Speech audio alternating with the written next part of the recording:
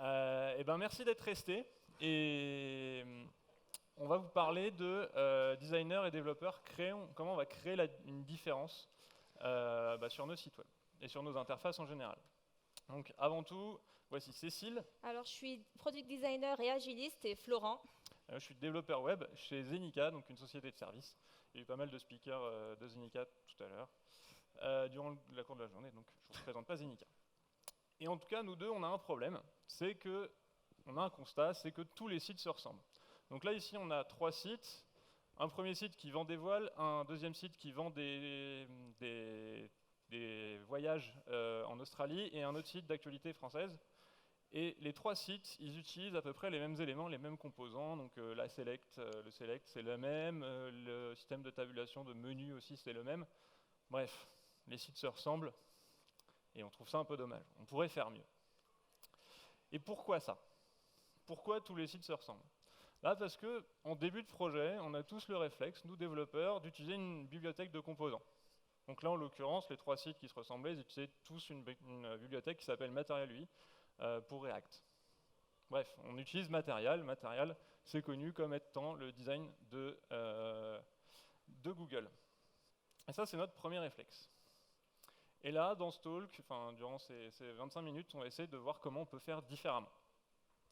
Et pour ça, il nous faut un sujet excuse. Donc ça, c'est mon aquarium. Donc j'ai mis plein de plantes et tout. Le problème, c'est qu'il n'y a aucun poisson dedans. Et le but, on va faire une application pour pouvoir nous aider à remplir cet aquarium. Ce projet s'appelle Aquacompose. Donc, moi, je suis tout seul. Et du coup, je sais développer. Donc, j'ai fait une première version du site. Ce site ressemble à ça. Donc ici, on a des informations sur le volume de l'aquarium et mes poissons. Donc là, j'en ai pas encore. Donc je vais pouvoir définir le litrage de mon aquarium. Donc là, c'est un 800 litres. Donc 800 litres ici. Je peux ajouter un poisson. Donc là, ici, j'aime bien les axolotes. Donc je vais pouvoir en ajouter 10 axolotes dans mon aquarium. Et donc là, on voit que mon aquarium est occupé à 75%, que la température, ça doit être entre 16 et 22 degrés, le pH entre 7,5 et 9, ainsi que la dureté de l'eau. On a toutes ces informations. Si je rajoute encore un autre poisson, eh ben on voit que l'aquarium est un peu plus rempli et que les constantes se sont diminuées pour que les 2 poissons soient heureux dans mon aquarium. Donc ça marche. Mais le problème, c'est et c'est le même problème, c'est que moi je trouve ça un peu moche et pas forcément cool pour l'utilisateur. Et d'ailleurs ça se vérifie dans tous mes projets sur lesquels j'ai été. Bien que répondant à nos exigences initiales, l'application ne répond pas à nos attentes en termes de design. En gros, c'est moche. C'est cool, tu as fait ce qu'on t'a demandé, mais c'est moche. Voilà, tous mes clients me demandent ça. Donc du coup, qu'est-ce que je leur propose? Je leur propose d'ajouter un designer. Donc, dans notre projet, on utilise une bibliothèque de composants pour que ce soit joli, mais c'est pas encore vraiment joli. Donc du coup, un projet moche, on va ajouter un designer, et à la fin, on aura un projet joli, et le designer aura fini son travail. Donc, c'est à toi de jouer, Cécile. Rends-moi ça joli. Alors moi, le client me contacte, il me fait un brief, et du coup, moi de mon côté, je produis. On fait à peu près 83 allers-retours, donc ça me prend du temps. Et arrivé au 4e, on est d'accord. Donc là, j'envoie à Florent, magnifique, dans un super mail, la version 87, un fichier Photoshop. Alors, merci Cécile, c'est cool, mais moi j'ai un problème, j'ai pas Photoshop. Déjà, c'est pas top. Est-ce que tu peux faire mieux? Je peux t'envoyer un JPEG. Merci Cécile. Bon, c'est cool, hein, c'est plus joli. Mais là, franchement, je vois même pas comment faire ça en web. Tous les images de poissons, elles sont détourées. Enfin, je sais pas, moi, j'ai pas envie de détourer chaque image de mes poissons. J'ai pas ça comme donnée. Les espèces de tâches, elles sont jolies, mais elles sont complètement aléatoires. Ouais, non, moi, je sais pas faire ça. Je suis désolé, j'ai pas le talent et j'ai franchement pas le temps non plus de faire ça. Donc ça marche pas. Et en fait, c'est normal. Pourquoi? Parce que, en fait, dans un projet, quand on a ce mindset d'ajouter un designer pour faire du joli, on va toujours rentrer en conflit designer-développeur. Et le but, c'est qu'on va faire ça un peu différemment. Donc on va essayer de travailler comme un magnifique banc de Barracuda. Du coup, moi, je prends ce que j'ai fait, je mets à la poubelle et je repars de la base, faire de la recherche utilisateur, construire des parcours et faire des wireframes. Alors ces beaux wireframes, ce qu'on va faire, c'est qu'on va les faire en paires. Donc, comme on peut faire du pair programming, on va faire du pair design. On va se mettre côte à côte, on va prendre un papier et un crayon et on va ensemble co-construire à quoi ressemblera la structure de l'application. PO, dev et designer, on peut tous bosser ensemble. Voilà. Et du coup, une fois que les wireframes sont faits sur des bouts de papier, il n'y a pas besoin d'être soit beaucoup plus complexe que ça, et bien, du coup, on peut déjà faire une version 2 de notre application avec un meilleur parcours utilisateur. Et donc, là, l'application, elle ressemble à quoi? C'est toujours du material design, c'est toujours la même chose, j'utilise toujours ma bibliothèque de composants, mais j'ai produit de la valeur et j'ai produit un meilleur parcours. Donc la première question que je pose, c'est quel est le litrage de l'aquarium? Donc j'enregistre. Là, on voit que j'utilise toujours matériel. Je peux ajouter un poisson. Donc là, je vais rajouter 4 nigros, qui sont des magnifiques poissons. Ensuite, je vais pouvoir ajouter mes fameux 3 axolotes. Et là, j'ai occupé mon aquarium à 200% et j'ai toujours les mêmes informations qui sont affichées. Mais on peut dire que c'est un peu mieux pour l'utilisateur, un peu plus facile d'utilisation, un peu plus accessible. Donc ça, c'est la version 2. On ne va pas s'arrêter là. Voilà. Du coup, jusqu'à présent, on était sur du papier crayon. Je vais prendre mes outils de designeuse, donc des outils de prototypage. Donc, alors déjà, commencer par ne pas prendre Photoshop. Je vais prendre XD, Figma ou pour ce projet-là, Sketch. À ça, je vais coupler par d'autres outils pour surtout du partage. Donc InVision, Zeppelin, 08, il y a plein de produits sur le marché. Et du coup, je vais partir sur de la recherche graphique.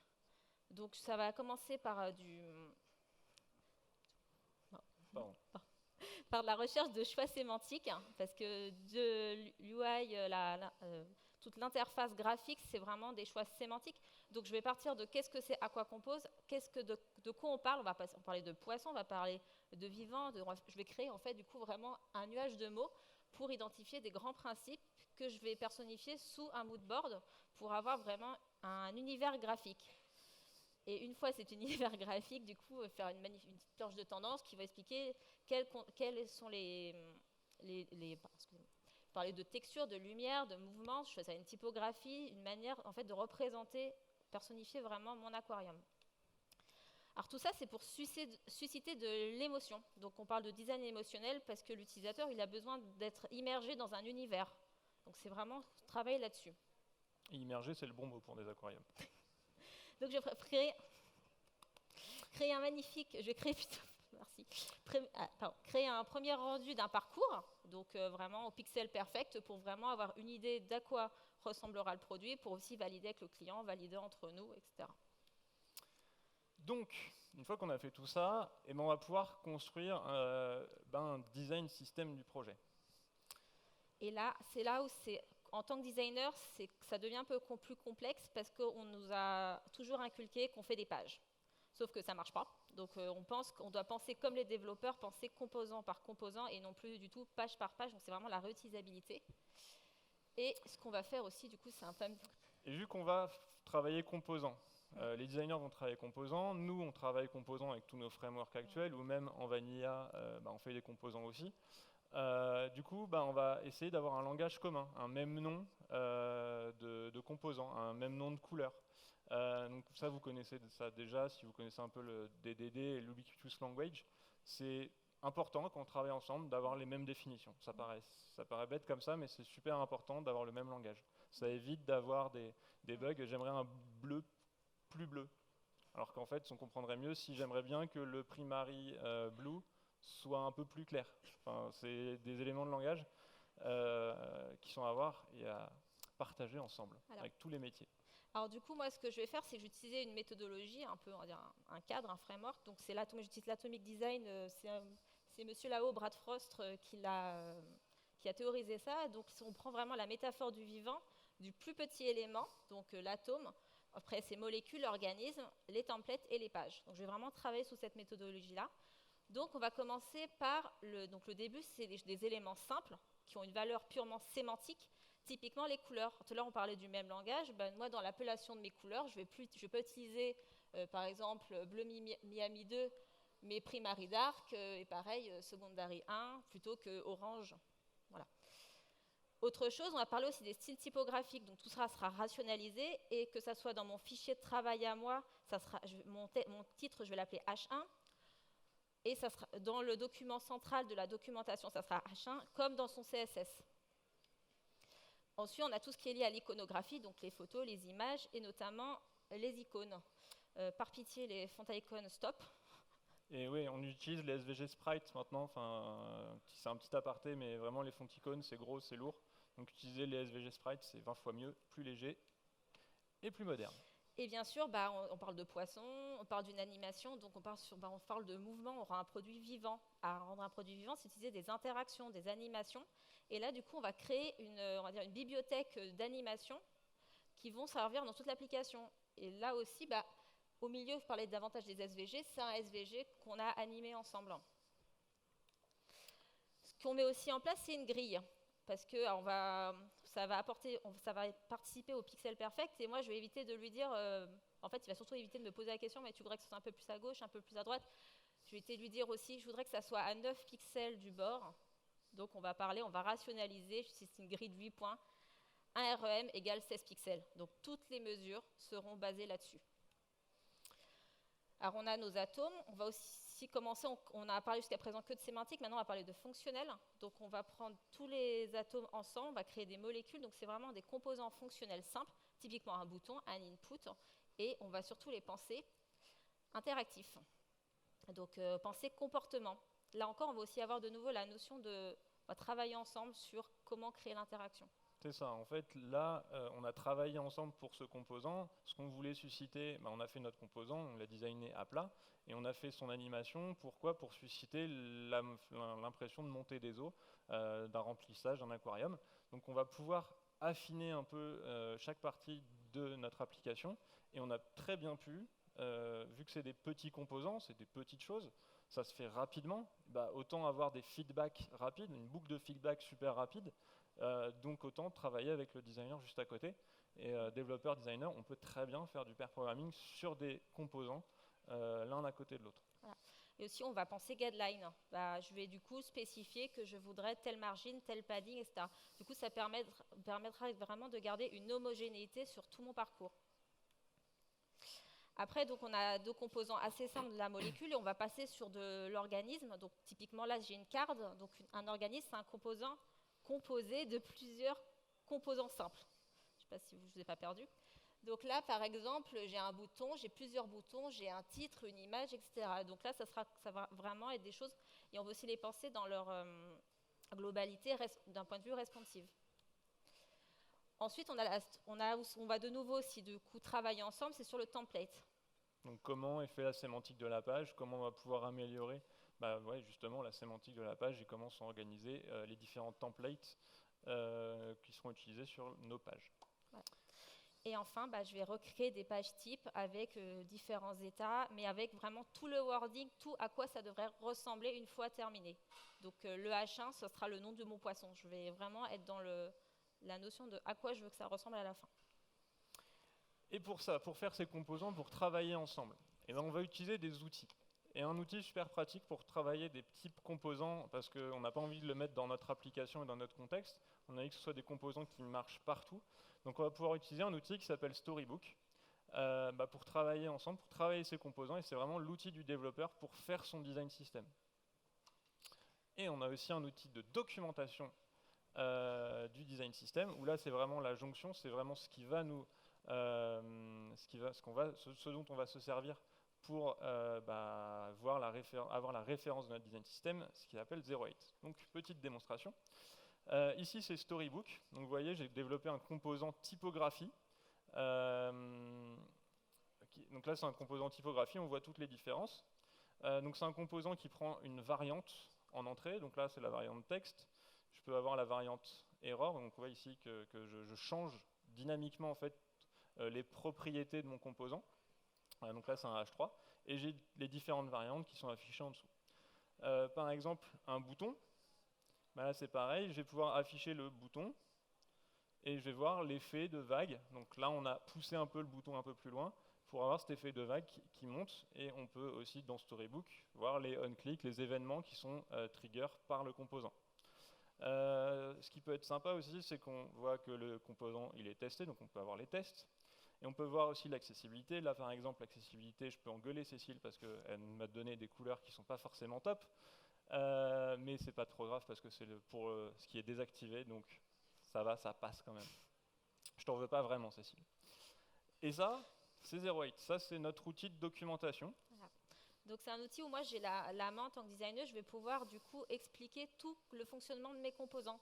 Alors d'un point de vue purement visuel, mais aussi comment on s'en sert, typiquement sur des règles typographiques, vraiment toutes ces règles-là. Aussi sur du SEO, sur de l'accessibilité, c'est vraiment une documentation.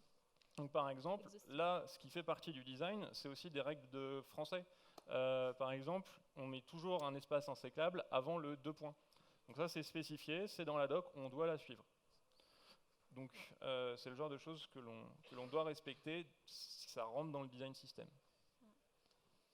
Autre chose, du coup, tout à l'heure, on a notre composant avec les guidelines, donc composant bouton, et on peut créer une jonction avec du coup le storybook. C'est ça, en fait.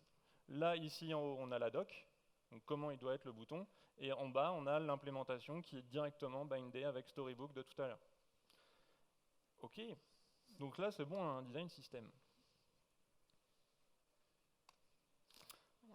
Alors, ce qui fait un design system, ce qui est super important comme notion, c'est que c'est quelque chose de vivant et c'est surtout à mettre à jour au fur et à mesure. Donc, c'est vraiment le document central de documentation. Un design system ne fonctionne que s'il a des garants, que s'il a vraiment un lieu de référence. Alors, on utilise 08, mais on pourrait très bien avoir un markdown dans un wiki, ça peut faire le job. Il y a vraiment tout.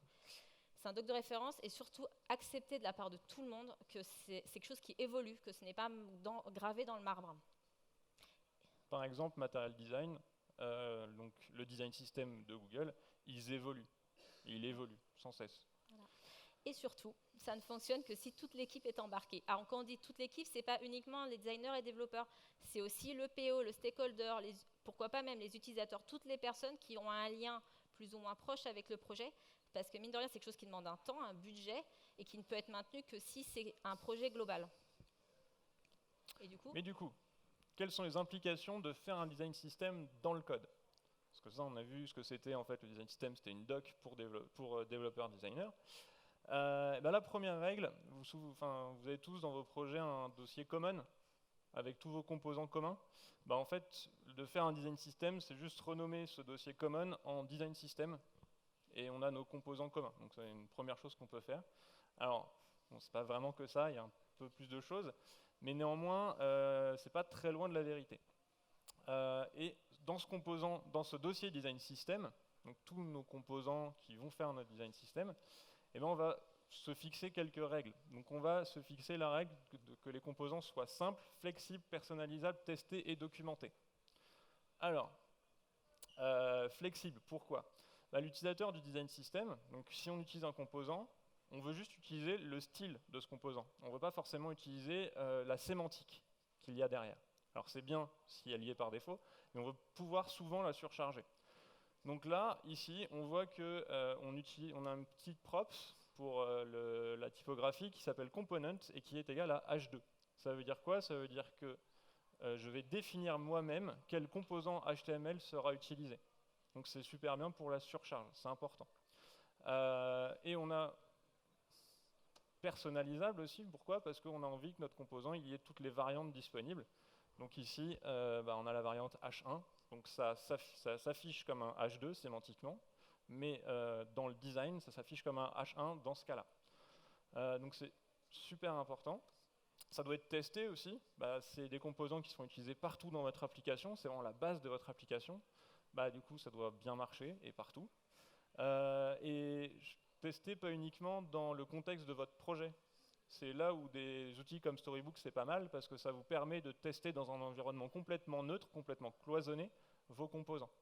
Donc, utiliser Storybook, c'est aussi une sorte de test. Un test manuel, mais une sorte de test. Et ensuite, respecter le principe de responsabilité unique. Un composant il a juste une responsabilité, c'est de bien s'afficher, en tout cas dans le design system. Il ne doit pas y avoir des composants qui font du code métier. On ne doit pas avoir de requête HTTP dans les composants du design system. Ça ferait un peu bizarre. Ce qu'on veut, c'est que c'est la même gueule partout. Donc, une fois qu'on a fait tout ça, qu'on a fait tous nos petits composants, on va pouvoir les utiliser dans notre application et avoir supprimé matériel. Ça serait vrai. Et du coup, voici l'application finale. Donc, on a le même parcours, on a mis des petites bulles derrière pour rappeler le côté de l'aquarium. On va pouvoir rentrer le litrage de l'aquarium, donc 120 litres.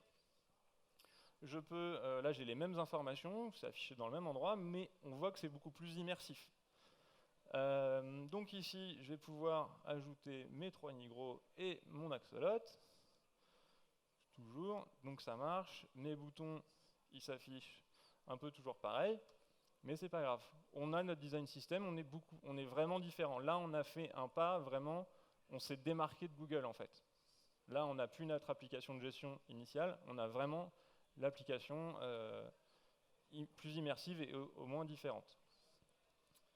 Et du coup, je continue parce qu'on n'a pas le temps de faire plus. Alors, les outils. On va parler du coup un peu des outils. Alors moi j'ai mes outils, donc outils de designer, de prototypage, donc Sketch. Et du coup j'utilise InVision qui va me permettre de montrer des prototypes cliquables et Zeppelin où je vais pouvoir du coup exporter mes écrans. Donc il y aura vraiment toutes les guidelines, les mesures, etc. Moi je vais avoir Storybook comme outil de développeur. Et ce que je voudrais vous dire, c'est que là, c'est une stack d'outils. On n'est pas obligé de tous les utiliser pour faire un design system et être correct, parce que ça peut avoir un coût, tout ça. Néanmoins, c'est super important d'avoir une doc centrale avec 08 ou autre, hein, peu importe, mais une doc centrale qui valide tout ce que vous avez fait comme travail, comme recherche, et du coup, des outils qui rejoignent un peu les deux, les designers et les développeurs. Du coup, voilà le résumé de ce que l'on a fait. Donc là, maintenant, ça y est, on a un projet beau, c'est relatif, mais au moins immersif et en accord avec la volonté de l'application, en rapport avec les aquariums, et c'est fonctionnel. Donc on va pouvoir se poser la question maintenant, quand est-ce qu'on va pouvoir mettre en place un design system? Alors en fait, on met un design system dans tous les projets. Alors, quand on me dit de mettre en place un design system, ce n'est pas spécialement fabriquer son design system, mais c'est surtout dire quels sont les composants dont on a besoin, expliquer dans quel cadre on en a besoin. Alors, on peut aller aussi plus loin, on peut créer un design system groupe.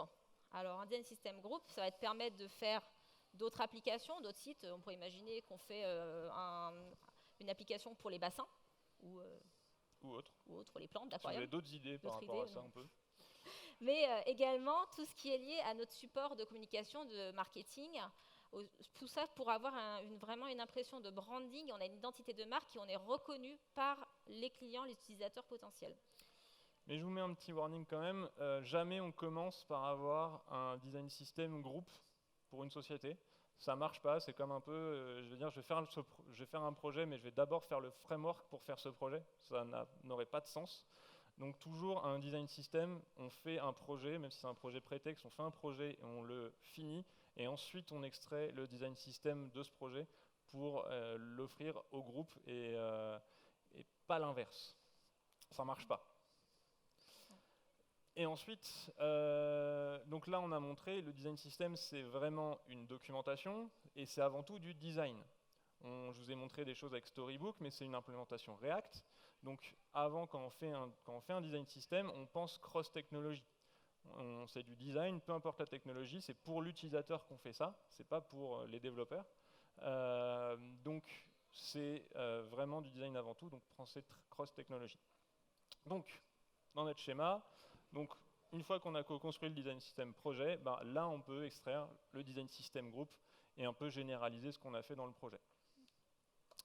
Et pourquoi on va se différencier? Alors d'abord, moi j'aime bien, c'est pour les utilisateurs, pour la diversité, parce que tous ces sites matériels, je trouve ça un peu triste, pour marquer son indépendance, et tout ça, ça a aussi un objectif un peu plus global, c'est pour le business, parce qu'à partir du moment où on est différent, du coup on nous reconnaît et on peut plus facilement atteindre nos cibles. Ça c'est pour les stakeholders. Et du coup, dans quel cas il ne faut pas se différencier, c'est pour l'époque et quand on n'a vraiment pas de budget.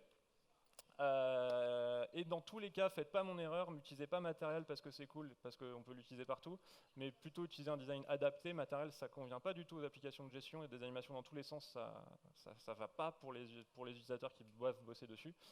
Bulma, c'est par exemple plus adapté dans ce cas. Donc utilisez des design systems adaptés. Merci beaucoup. Merci. Un petit merci à Jérémy Patonnier et Christophe Vernet qui sont venus à Stalk.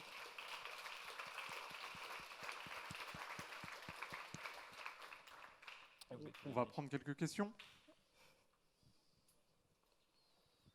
Bonjour et merci pour le talk, c'était vraiment très intéressant. Et du coup, il y avait quelque chose qui me trottait en fait, c'est comment vous vous assurez de la concordance entre ce qu'il y a écrit dans le design, veut dire la position des boutons, le CSS au final qu'on a vu dans vos outils de design, et le code en fait. Comment vous assurez qu'il y a zéro différence entre les outils de design et le code? Il y a déjà un petit outil, Storybook, c'est vraiment pas mal pour ça, parce qu'on a, vu qu'on sait qu'on utilise les composants et qu'ils sont tellement petits et qu'on sait qu'ils peuvent être facilement utilisés partout, c'est plus facile. Après, je sais qu'il y a quelques outils de test automatisés pour que ça matche des maquettes, mais vu qu'on ne base pas comme ça, on dit que c'est pas grave. Moi, je peux ajouter parce que c'est une méthodologie que j'ai mis en place dans ma mission actuellement. Et typiquement, je passe ma journée avec les développeurs et on crée vraiment ensemble, on fait du pair. Donc, ce dont on parle surtout, c'est aussi de collaboration, on travaille ensemble. Et tous les outils, ça ne remplacera jamais les interactions. Et c'est un peu c'est bête de dire ça, mais c'est exactement ça en fait.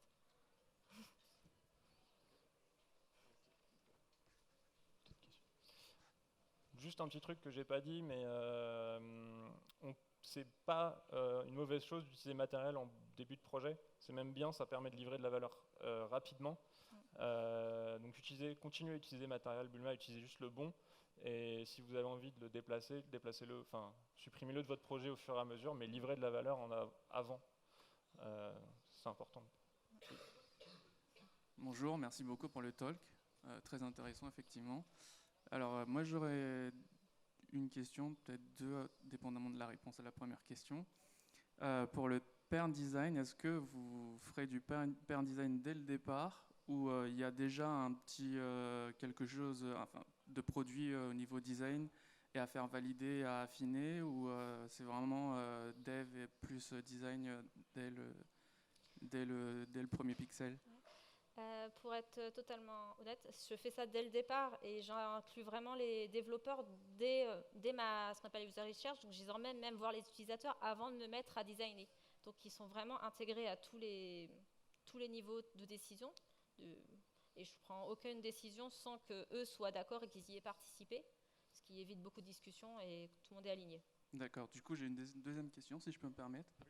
Ouais. Merci. Du coup, avec le pair design, moi je n'ai pas fait de pair design, mais je suis dev et je rencontre souvent des problèmes avec les designers de Camine et de Camax. Typiquement, ça va être deux boutons côte à côte, ou quand c'est en français, ça passe bien, mais quand c'est en allemand, ça dépasse, ça passe plus, etc. Si on fait du pair design pour faire ça, est-ce que ce serait pas trop chronophage pour le dev parce qu'il a aussi son sprint à réaliser ou ce genre de choses? Et comment vous adressez exactement, si vous avez une petite idée des Camine et des Camax, le problème des Camine et des Camax? Je trouve pas ça chronophage. On parlait, je sais pas si tu as assisté à la conf sur les types, mais le but c'est d'avoir des feedbacks le plus rapidement possible. C'est plus rapide que de s'envoyer des mails, d'être côte à côte en fait. C'est vraiment plus rapide. Après, on n'est pas tout le temps en pair design. Quand elle fait vraiment beaucoup de recherche utilisateur, parce que quand on fait un produit, on le fait pour des gens, parce qu'on n'a pas forcément cette vision quand on est développeur. Donc je ne vais pas la suivre sur tous ces interviews qu'elle fait à tout le monde, mais ne serait-ce que et quand on bosse et quand j'ai un problème, viens, on bosse ensemble côte à côte, c'est beaucoup plus rapide et ça fait vraiment un gain de rapidité. Au même titre qu'on pourrait dire que deux développeurs qui font du pair programming, ça prend deux fois plus de temps, alors que c'est un non-sens, parce qu'on limite les erreurs. Ok, merci. Bonjour. Moi, j'avais une question par rapport Au niveau des itérations que vous avez sur la production de vos design systems, est-ce que vous faites de la construction itérative au besoin, ou est-ce que vous faites une V1, puis une V2, puis une V3, etc.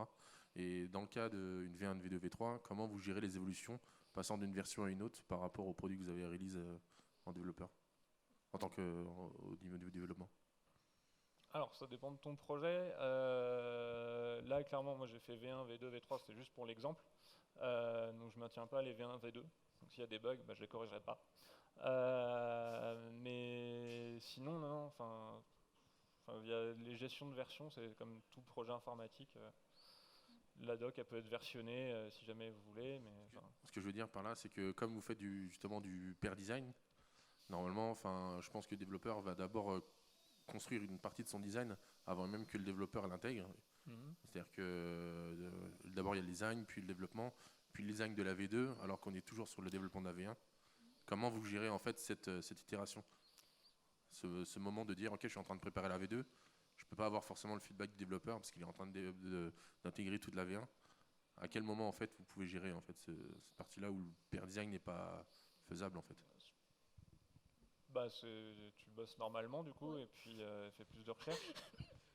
Non, ce que je veux dire par là, c'est qu'en fait, vous arrivez dans un gap où vous avez une miscommunication en fait. Parce qu'il y en a un qui bosse sur la V2, l'autre qui bosse sur la V1. Les besoins ne sont pas forcément les mêmes parce que les features ne sont pas les mêmes demandées. J'ai un avis sur les V1, V2 pour des sites web. En général, quand tu fais une V1, V2, tu vas changer tout le site et tu vas avoir plein de gens qui vont être pas contents. Donc, j'ai jamais rencontré ce cas-là parce que je trouve que c'est pas forcément une bonne pratique de faire des V1, V2. Mais par contre, en faisant évoluer ton design system petit bout par petit bout et d'avoir une transition plus smooth entre la V1 et la V2, ça me paraît être une vachement meilleure pratique. Voilà. Donc c'est pour ça qu'on j'aime. Et pareil, on va pas tout changer d'un coup. C'est que typiquement, on va bosser sur on va dire qu'il y aura un écran avec des inputs, des boutons. À un moment donné, on va intégrer le bouton. Mais du coup, c'est vraiment des petits cercles et on travaille en équipe produit. Donc on est tous embarqués ensemble. C'est pas jamais eu ce problème-là en tout cas. Ok, merci beaucoup. Merci pour votre talk. En tout cas, on a déjà les storybooks et les designers, donc on était hyper excités par ce talk. Ça nous a tous bien intéressés derrière. Je me demandais à peu près pour le design, Cécile, c'était quoi la charge de travail à peu près? Est-ce que tu fais qu'un projet? Est-ce que tu t'es full time sur un seul projet ou tu fais plusieurs trucs à la fois? Alors, on va dire que je suis full time sur un projet modulo d'autres trucs. Après, je suis toute seule designer chez client, donc je fais à la fois là toute la partie de recherche, on va dire l'UX et la partie UI. Donc c'est jongler avec les éléments. Elle est toute seule, donc elle a toutes les casquettes. Voilà. C'est parce qu'en fait, on a 2 designers en part-time. Du coup, je me demandais comment on pourrait les inclure là-dedans. C'est fini. Merci encore. Si vous avez d'autres questions, vous pouvez. Voilà. Après la con.